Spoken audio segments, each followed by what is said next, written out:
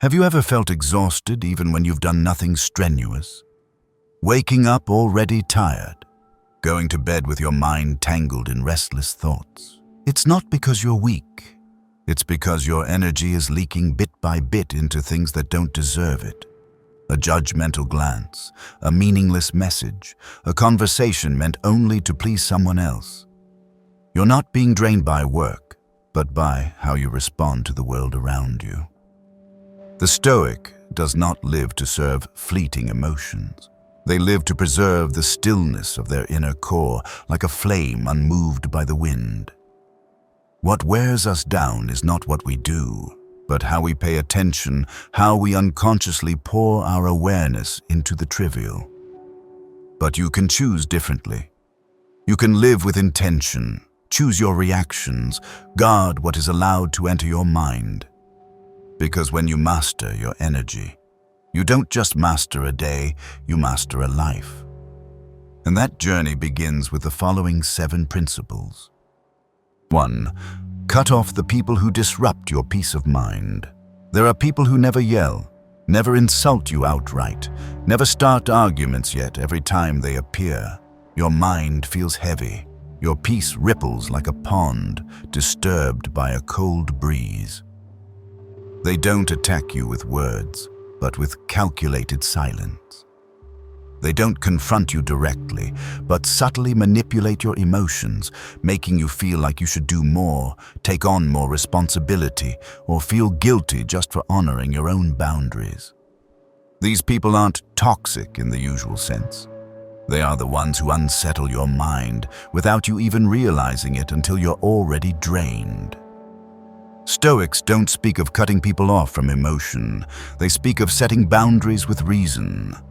They believe inner peace is the most precious possession, and anyone who breaks it intentionally or not is not worthy of a place within you.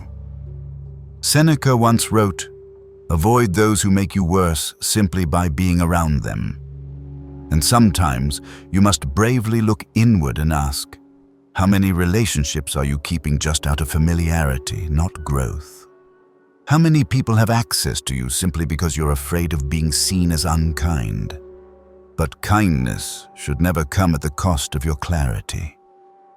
Think of someone who always leaves you feeling uneasy after a conversation.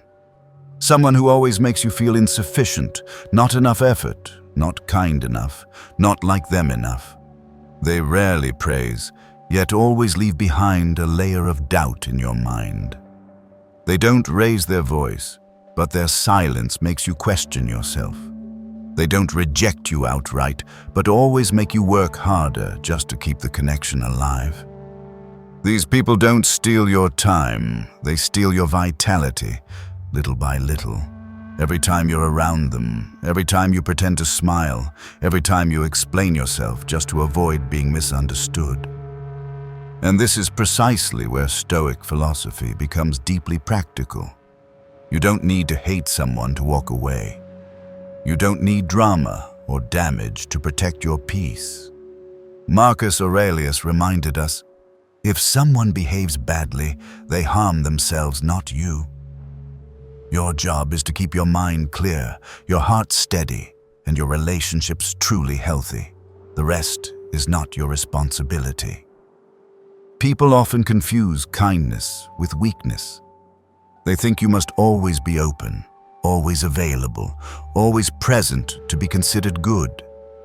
But Stoics don't call that kindness. They call it self-neglect. Because kindness without boundaries becomes blind sacrifice. It allows others to walk into your mind with muddy boots, leave stains, and walk away as if they owe you nothing. The hardest part isn't saying no, it's bearing the guilt afterward. You'll feel selfish, you'll fear being judged. You'll hear things like, "You've changed, you used to be different," or "I thought we were closer than this." But remember, if a relationship only survives through your constant endurance, then it's not a connection, it's a form of spiritual occupation. And you owe no one an explanation for choosing peace. Look around your inner circle. Who makes you feel safe in silence? Who inspires growth without pressure? Who listens without trying to change you? If you can't find many people like that, perhaps it's time to shrink that circle. Not to isolate yourself, but to preserve mental space for what truly matters. Because every person you allow close has a direct impact on your inner state, either fueling you or draining you. And if you've been waiting for a sign to step back from the connections that steer your heart off course, this is it. You don't need a fight. You don't need a dramatic goodbye. You only need one decision. I will no longer allow this to take my energy. Then quietly, you walk away. No announcement, no justification, no need to be understood. Just understanding yourself is enough. Silence is a form of strength. Your absence will speak. Your steadiness will echo. And your peace will become the final boundary. This is the first step to mastering your energy, not by chasing motivation, but by shedding what no longer fits, not by proving your worth, but by protecting your clarity, and not by losing someone, but by finding yourself again. 2. Be selective with what you feed your mind. Your mind is not a dumping ground.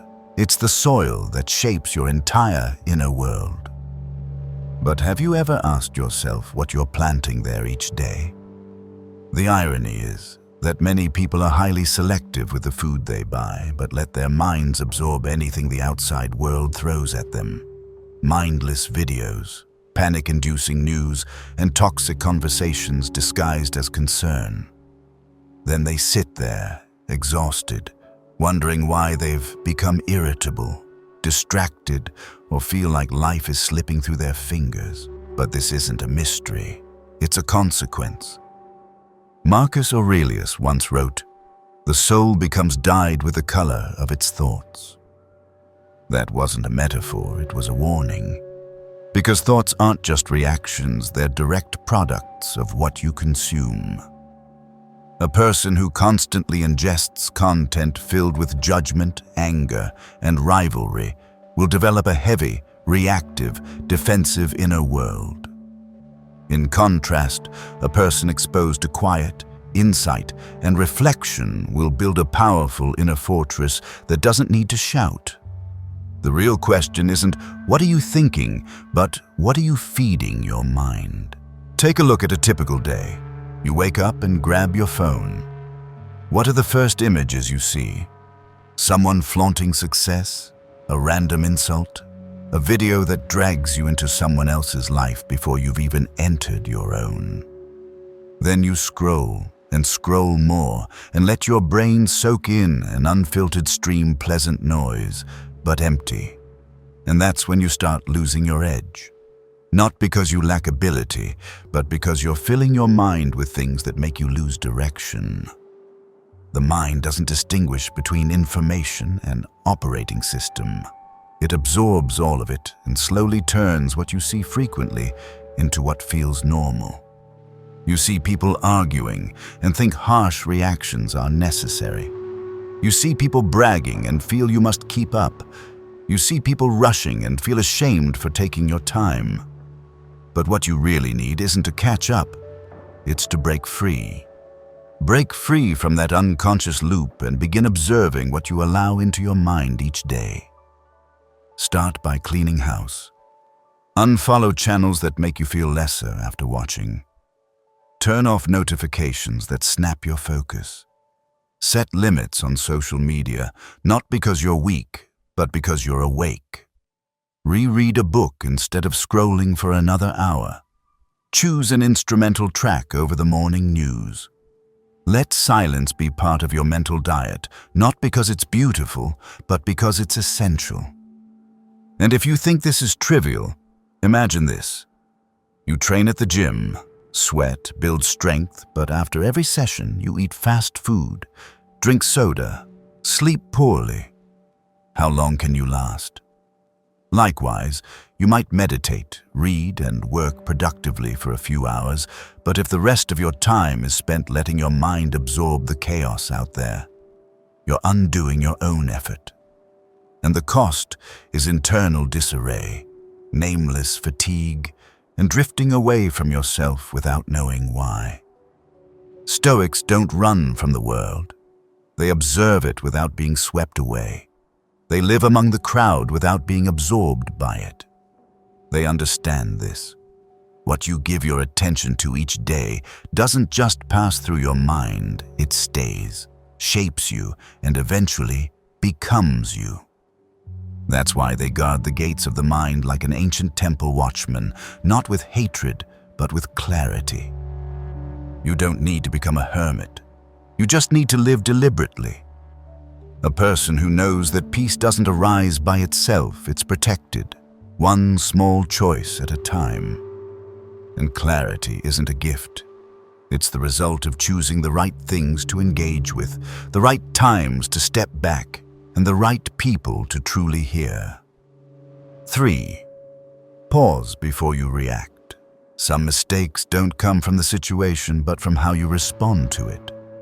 A passive-aggressive message, a vague comment, an action that makes you feel disrespected. All of it can turn into an emotional bomb if you don't know how to pause. Not pause to suppress, but pause to observe. Because the first reaction is instinct, but the second is strength. Epictetus once emphasized, it's not the things themselves that harm us, but the way we perceive them. Someone insults you, and you instantly snap back not because you're strong, but because you've unknowingly handed them control over your emotional state. And in that moment, you've lost more than your temper, you've lost the ability to choose a better response. What you thought was power was simply an untrained reflex. Think of emotion as a crashing wave. If you dive in when the wave is high, you'll get pulled under. But if you stand still and wait, the water will settle and then you can move forward with intention. Reactions work the same way. When you pause, you're not becoming weaker, you're creating space to choose a wiser response. And in that space, you preserve your most valuable resource, energy. You can call this your golden moment, the point where all awareness begins. Someone interrupts you in a meeting, a relative throws a hurtful comment at dinner, a stranger looks at you with contempt. These moments strike like lightning, and if you're not mindful, you'll retaliate on autopilot. But if you've trained the habit of pausing, breathing, and mentally stepping back, you remain the one at the wheel, not your emotions. Marcus Aurelius once wrote in Meditations, "Hold your mind steady before taking action. If your mind is disturbed, your action will lack clarity." Stoics don't view reacting as a fault, but they insist that responses must come from reason, not impulse. They don't aim to appear cold. They train not to be ruled by what's trivial. They don't stay silent to endure, they stay silent to observe. And when they speak, it is a decision, not a detonation. Here's a principle you can apply right away. When triggered, don't speak yet, don't text yet, don't decide yet. Pause. Ask yourself, will this still matter in 5 days, 5 months, or 5 years? If not, let it pass like wind. If it does, respond with the calm of someone who knows exactly what they're protecting, not ego, but inner balance. This isn't advice to become a passive person. It's a method to remain the driver of your emotions, not its hostage. Because every time you respond in anger, you're spending part of your precious energy. Every time you argue, explode, or fight meaningless battles, you're cutting off the lifeline that nourishes your peace. And eventually, you'll realize it wasn't the world that exhausted you, it was you leaking energy into unnecessary conflict. Strength is not the absence of feeling. Strength is knowing when emotion is steering and refusing to give it the wheel. It's standing firm in the face of insult without losing your poise. It's smiling when misunderstood, not because you surrender, but because you no longer need to explain yourself. Staying quiet when needed, stepping back when necessary, and responding only when clear. This is not weakness. This is the art of self-command. And it is from this pause that you begin to build a life no longer dictated by others. You no longer chase rebuttals. You no longer need to win every argument. Because what you're protecting is not your pride, it's the long-lasting stillness of a disciplined mind. And this is the third step to mastering your energy, not by becoming numb, but by choosing your response with mental self-control. When you pause before you react, you don't just change the outcome of a moment, you begin to shift the course of your life. 4. Prioritize what's worthy of your energy. There's a truth that's hard to admit. You're not tired because you do too much, but because you spread your energy over too many unworthy things. You're not drained from lack of time, but from not knowing what truly deserves the time you have. You say yes to things just to avoid disappointing others, attend events out of politeness, reply to messages even when all you want is quiet. And bit by bit, you sacrifice your precious energy to things that don't bring you closer to who you want to become. The Stoic doesn't measure life by busyness, but by direction. Marcus Aurelius wrote, "Do not live as if you were going to live forever. You cannot control how long you live, but you can control how you live." Every moment you spend on one thing means you're missing something else. Every unconscious yes is an unnoticed no. And if you don't learn to prioritize, the world will gladly do it for you. Picture yourself carrying a stream of pure, limited, and non-renewable energy for that day. Every task you do, every conversation you enter, every thought you focus on draws from that stream. If you're not mindful, you'll find yourself depleted by noon without having done anything that truly matters. This isn't a skill issue. It's a clarity issue of knowing what's essential and what merely pretends to be. Look at your calendar. How much of it actually aligns with your values? How much of it is filled with things you do just to maintain an image, avoid saying no, dodge conflict, or keep the peace? And if most of your energy is spent this way, the solution isn't doing more. It's doing less with greater intention. Stoics act from purpose, not from motivation. They don't wait for inspiration to begin. They choose what must be done, and they do it, whether emotions are convenient or not. Because they understand, to live by values is not to live by moods. And true prioritization is not about rejecting the wrong, but about choosing the right and defending it with disciplined, uncompromising action. You can start with a simple habit. Every night before bed, write down the 3 most important things to accomplish the next day. Just 3, not 10, not everything. 3 tasks that, if done, would make the day feel purposeful. When the new day begins, guard those 3 like a warrior defends his inner ground. Be brave enough to say no to what interrupts. Be strong enough to say no to what distracts. And if someone doesn't understand why you're no longer easily accessible, remember, you're not here to be understood. You're here to become who you're trying to be. Seneca once warned, "It's not that life is short, it's that we waste it." And what we waste most isn't time, it's energy.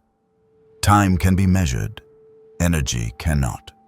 It flows like breath, and when it's gone, you can't live the rest of the day deeply. So the question isn't how much you do, but whether what you do is done with your full presence. Prioritization isn't just a productivity skill. It's a declaration of values. When you prioritize what matters, you're telling the world you know who you are, what holds meaning, and that you refuse to live like a leaf tossed by the wind. You live like someone with direction, principles, and depth. That is the 4th step to mastering your energy. No more scattering, no more blind multitasking, no more pride in being busy. Instead, begin living with intention, clarity and the courage to give your full mind to the things that truly make you stronger each day. Because in a world that demands your attention at every turn, discernment is your superpower. And right prioritization is how you express love for your one and only life. 5. Learn to say no without feeling guilty. There's a kind of exhaustion no deep sleep can fix. It's the fatigue that comes from always saying yes while your heart is silently screaming no. From the times you reluctantly joined a gathering just to avoid seeming distant. From the forced agreements made out of fear of disappointing others. From the texts you rushed to reply to when all you needed was silence. From the promises you blurted out before you were truly ready. You're not a bad person for saying no, but you will lose yourself if you keep living in false agreement. The Stoics understood this. A life of order cannot exist if we always place other people's comfort above our own clarity. Epictetus once wrote, "No one is free who is not master of himself." And to master yourself, you must dare to say no, not with anger, but with calm, not to hurt, but to protect, not to distance, but to draw closer to your true values. The real trap isn't in what people ask of you. It's in the guilt you create for yourself every time you decline. You fear they'll be upset. You worry they'll misunderstand. You're afraid of losing the image of someone who is always kind, always available, always agreeable. But kindness doesn't need to be proven by constant sacrifice. And being good doesn't require being present when you're no longer able to show up fully. You don't have to say no with coldness, but you can say it with clarity. Try saying, "Thank you for thinking of me, but I can't right now." Or, "I appreciate the invitation, but I need time for something else important." Or simply, "No." And let the silence that follows become part of the boundary you're building. Because you don't owe an explanation. You don't need to prove that you're truly busy or truly tired. A refusal rooted in honesty is always more powerful than an agreement wrapped in pretense. Marcus Aurelius once wrote, "Don't waste your energy living someone else's life." Every time you say yes to what doesn't fit, you're saying no to something that does: rest, focus, balance, and inner freedom. And if this continues, you'll slowly become a fragmented version of yourself, always available to others, but no longer available to yourself. You have the right to choose quiet over noise, to choose rest over overextension, to step back without asking for permission. The world doesn't fall apart because you didn't reply instantly. Declining an invitation doesn't make you a bad person. And those who truly value you won't need an apology when you're simply protecting your boundary. Some people only respect you when you're always agreeable. Some relationships only survive as long as you comply. Some social circles will call you selfish the moment you start guarding your energy. But this isn't loss, it's purification. If someone walks away because you chose honesty, let them go. If someone stays because you knew how to say no, they're worth keeping. Learning to say no is spiritual maturity. It's understanding that you can't carry everything and still remain whole. It's accepting that not everyone will understand and that not everyone has to. It's being steady enough not to tremble when someone disapproves of your boundaries. This is the 5th step to mastering your energy, to say no, not out of pride, but out of humble awareness that you cannot give when there's nothing left to keep. Saying no is not closing yourself off from the world, it's opening a new door where you live more clearly, more freely, and more truthfully. And in that refusal, you are saying something invisible yet powerful. I deserve a life not governed by the expectations of others. 6. Turn your morning into a spiritual ritual. There is a kind of beginning that, if lost, causes the rest of the day to slip out of your grasp. That beginning is the morning. It's no coincidence the Stoics considered the moment right after waking to be the most sacred time of day. Because that is when your spirit is still untouched by the world, when your mind is as calm as water before the first ripple. If you protect that moment, you shape the entire day. But if you let it be invaded by phone alerts, negative news, or social media notifications, you lose the key to wakefulness without realizing it. Marcus Aurelius used to write to himself each morning, "Today I shall meet selfish, ignorant, and greedy people, but they cannot harm me, because I am prepared." That wasn't a complaint.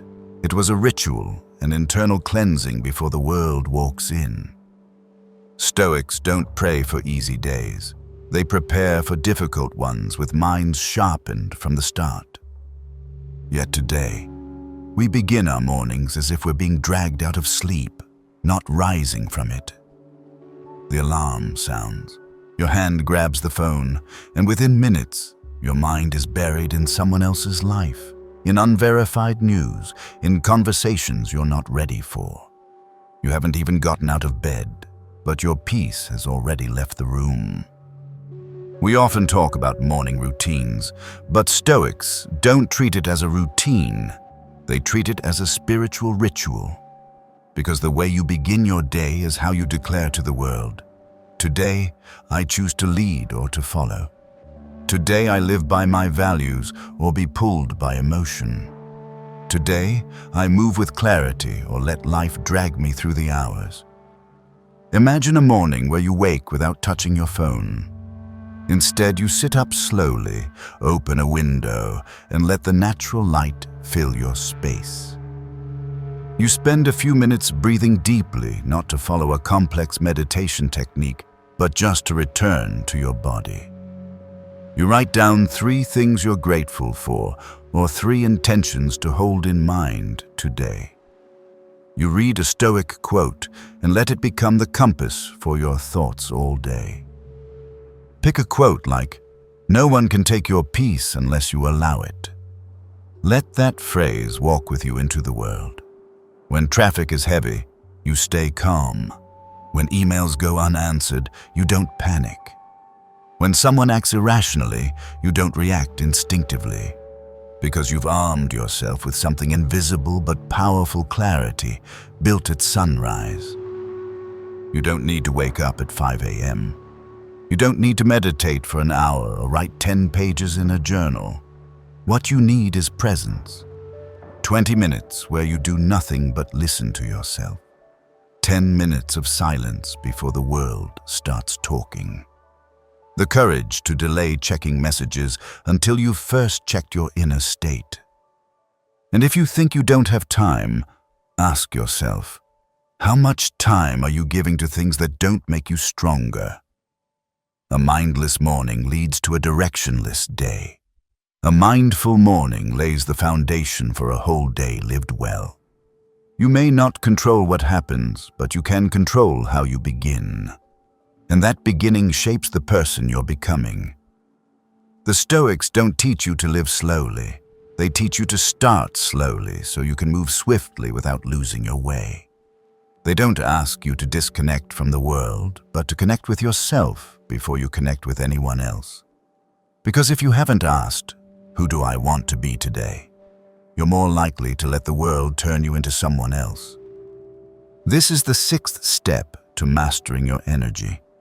Turn your morning into a spiritual ritual, not through complexity, but through simple, intentional choices. And if you begin your day as a master, you will move through the world like a warrior with no weapon but wakefulness. 7. Stop explaining yourself to those who don't want to understand. There are people who don't want to understand you. They only want you to keep explaining yourself until you're too tired to be yourself.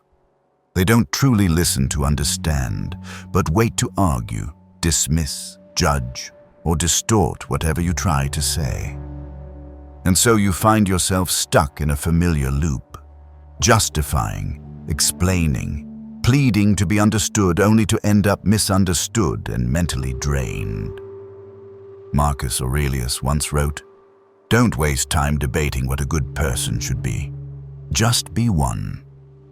The Stoic does not spend excessive words trying to prove their worth. They live by principle and let their actions speak. Because they know truth doesn't need to win every conversation, it just needs to be lived in every step. You are under no obligation to explain why you're stepping away from a relationship that no longer fits. No one requires you to justify why you choose peace over noise, why you no longer respond instantly to every message, or why you've become more reserved, quieter, more focused. If someone truly cares, they'll see your shift not as distance, but as growth. And if they only come to demand you stay the same, expecting explanations for every boundary you set, then perhaps their presence was never truly healthy in your life. The Stoic lives like a mountain still in the storm, unmoved by the winds. Strength doesn't come from others agreeing with you, but from not needing that agreement to remain yourself. Because real peace doesn't need to be validated, it just needs to be preserved.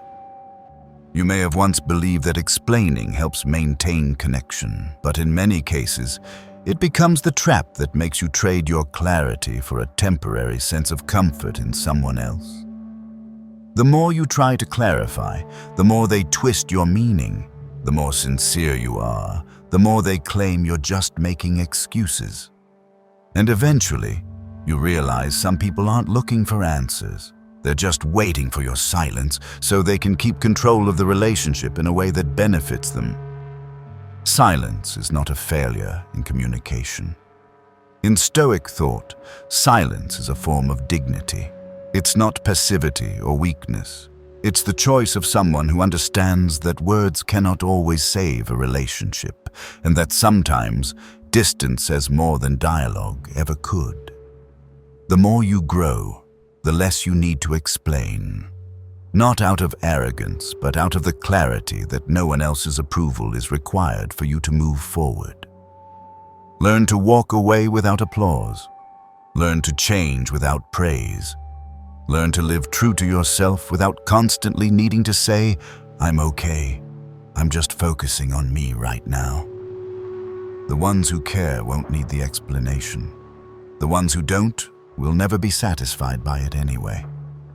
One of the deepest forms of mental mastery is to stop seeking validation. It's when you realize that clarity doesn't come from how much you say, but from knowing when to stay silent. It's when you accept that no one can fully see the path you're on, and that's okay. You don't need to carry every opinion. You only need to carry the conviction that you're living intentionally. The Stoic doesn't crave applause. They don't live to impress. They act quietly, correct themselves quietly, adjust silently. Because what makes them strong isn't what others say about them, but what they say to themselves every day. And that's what you're learning too. To stay quiet when the world wants you to react, to stay grounded when others want you to waver, and to keep the right not to explain when your actions come from inner truth. This is the 7th step to mastering your energy. Stop living to be understood and start living to be aligned with yourself. And once you've let go of the need for constant approval, you'll feel lighter, freer, and strong enough to keep walking even if no one walks beside you, because you trust the path you've chosen. I used to live for a long time as someone who always explained. I explained why I was quiet, why I declined, why I changed, why I needed space. But the sad truth is, the more I explained, the smaller I felt, and the more I realized that people didn't want to understand. They just wanted me to stay the same so they could feel comfortable. And I had traded away my clarity too many times just to protect someone else's feelings. At some point, I stopped. Not because I became cold, but because I began to love peace. I no longer needed anyone's agreement to know I was on the right path. Maturity doesn't come when you're validated. It comes when you no longer need validation to keep walking. That is a deep kind of freedom where you live true to yourself without needing anyone's permission. From that moment on, I learned something important. Peace doesn't lie in someone else's answer. It lies in the quiet steadiness of your own.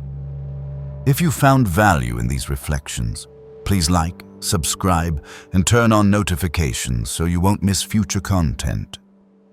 And always remember, a person who knows how to guard their energy is someone the world cannot break. See you in the next video.